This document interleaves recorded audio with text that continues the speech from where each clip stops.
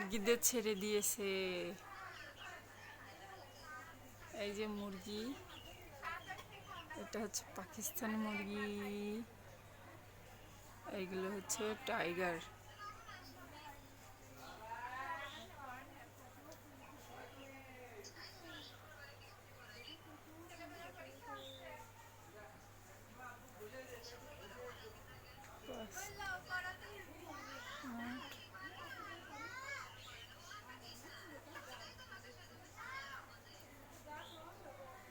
পরিমামনি,